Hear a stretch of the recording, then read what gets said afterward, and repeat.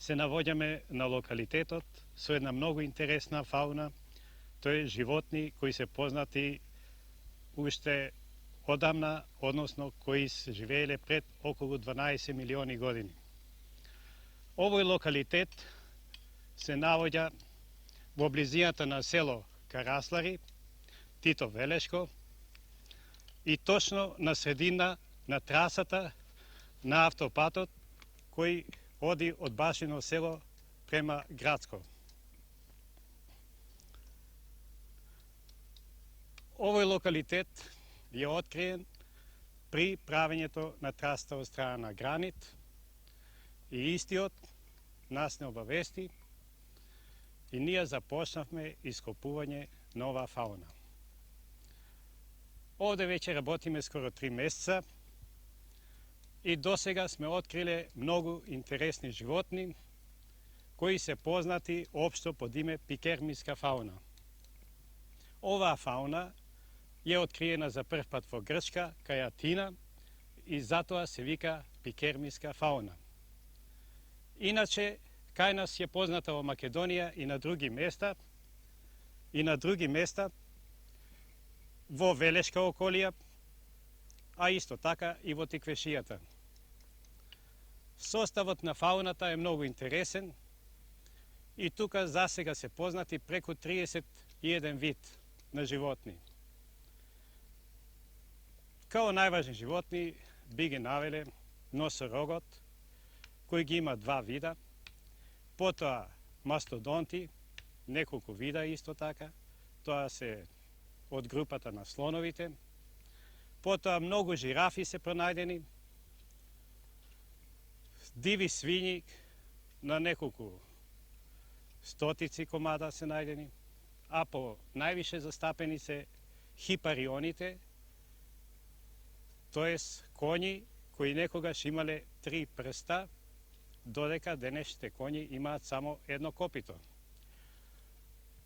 По овој вид на животни и самата фауна се вика уште хипарионова фауна.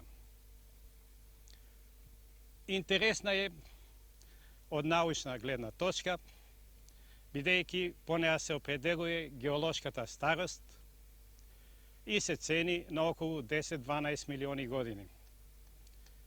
Оваква фауна, као што реков, е позната не само кај нас, тука и во Грчка, Бугарија, Маđarска, Шпанија, Франција и во Африка. Нас ни служи за одредување на геолошката старост, односно во целиот свет или во геологијата. Покрај ова научна вредност за одредување на геолошката старост, ова фауна, овие животни имаа значение и за музеите, каде истите се чуваат, се чистат и после тоа се експонират во специјални изложбени витрини.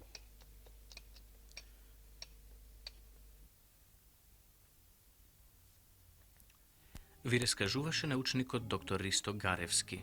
Тој раководи со искупувањата. Малобројната, но вредна екипа момчиња, предводена од искусниот научник, ја пребарува секоја педа од земјата, снабдени се со алат и стрпливост. Со часови тие откопуваат коски стари со милиони години. Го прават тоа внимателно, стручно. Секоја ново откопана коска носи возбуда. Овде е пронајдена вилица од дива свиња. Малку потаму сочуван череп од прастар коњ. Онаму коски од нога на жирафа. Од тие коски ке се состават скелетите на животни кои денес живеат во Африка, а некогаш ги имало и овде. Деца, крајот на оваа репортажа се наоѓа во Природонаучниот музеј во Скопје. Таму, во музејските витрини, ке бидат изложени сите ископани примероци. Ако некогаш ги посетите, а би требало, знајте, со многу труд тие се оттргнати од заборавот. Овие ископини, полни со коски, стари се околу 12 милиони години. Фантастично, зар не?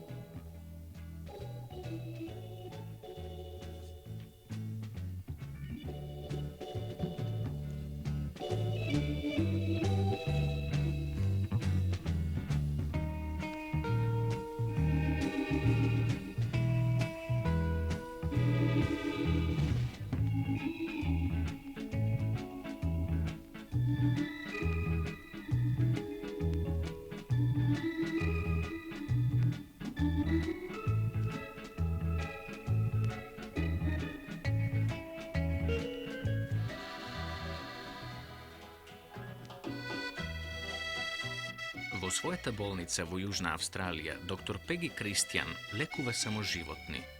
Поточно, нејзини пациенти се најчесто ретките животни на австралискиот континент кои изумираат потиснувани од цивилизацијата. Но некои од нив, кои се повредиле или заболеле, наоѓаат внимателна грижа во болницата на доктор Кристијан. Како, например, кенгурчето Ники. Некој сакал да се поигра со него, но поради невнимание му е скршило пашката. Сега тоа се лекува во болницата. А еве како се одвиваше операцијата скршена опашка, како Ники пристигна во болницата. Таа почна со телефонскиот повик до доктор Пеги Кристијан. Во случајот на Ники, главниот проблем беше како да се префрли до Аделида. Требаше веднаш да се интервенира. Тој беше пронајден во грмушките на околу 500 километри од градот.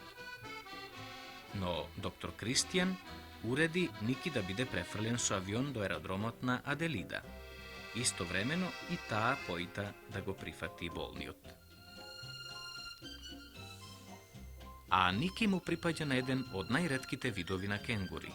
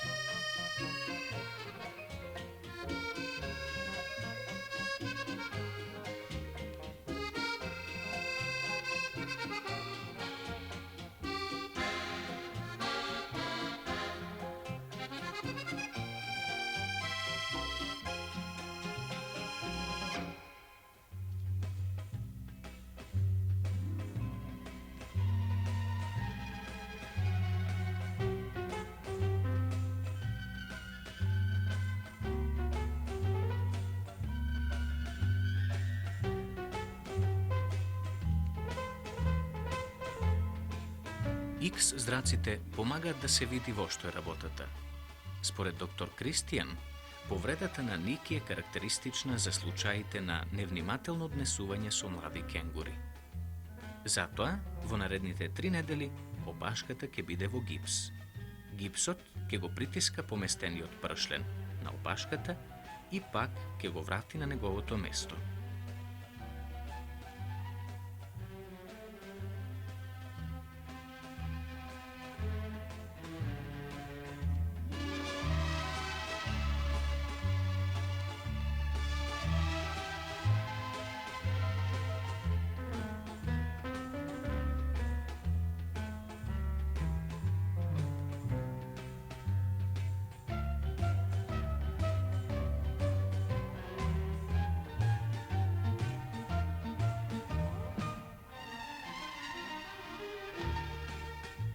Ова е друг пациент на доктор Кристијан. Тој е малечок посум. Комбинацијата на млеко и мед по сизгледа мош не му се допаѓа. Тој се најде во болницата откако неговата мајка ја прегази некој автомобил.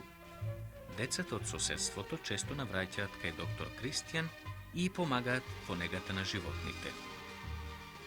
А тука е и Роберт, исто така кенгурче, но од друг вид, кој не достигнува онаа големина како Ники, например.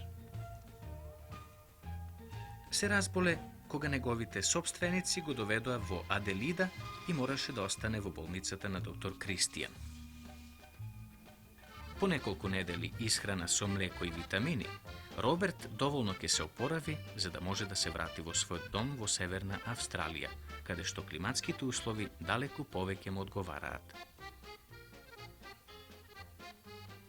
Додека Роберт го имаше своето шишенце, другите чекаа и тие да дојдат на ред, но чекањето е пријатно во вреќичка за спиење и топло кебенце.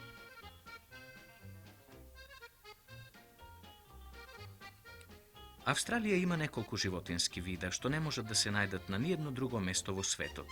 Секако прв меѓу нив е кенгурот, кој со помош на опашката може да прави големи скокови.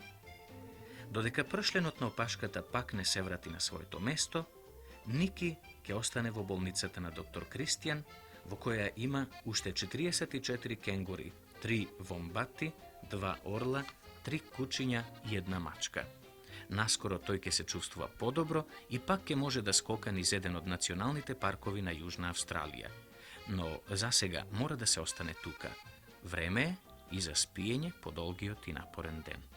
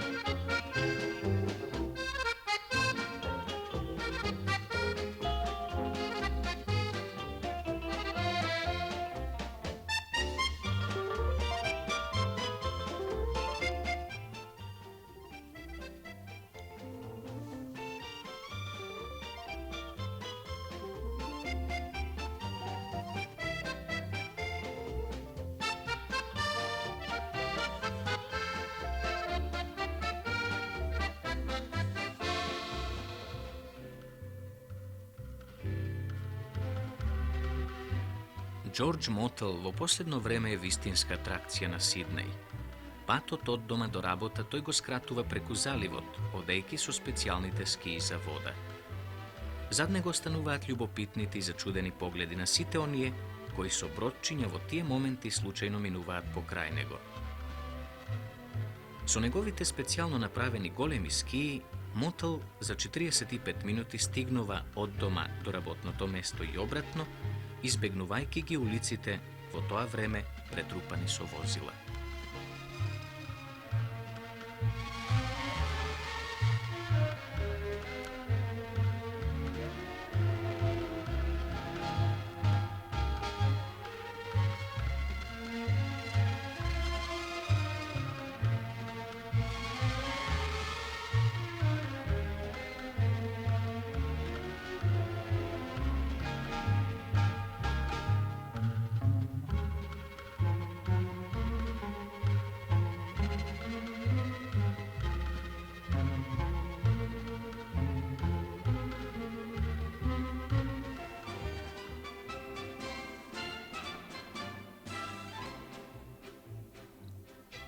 Мајсториите на артистите од познатиот кинески циркус во Шангај насекаде привлекуваат големо внимание, па исто така и во градовите на Велика Британија, каде што циркусот се наоѓа на турнеја. Тоа е сосема разбирливо, не само поради вештината на артистите, туку и затоа што публиката надвор од Народна република Кина досега ретко имаше можност да ја види. Например, ова е прво гостување на кинески циркус во Велика Британија по 20 години. Повеќето од вештините што се прикажуваат имаат долгогодишна традиција, потекнуваат уште од стара Кина, а начинот на кој се изведуваат оригиналните народни костуми и пријатната кинеска музика секоја вечер привлекуваат голем број гледачи.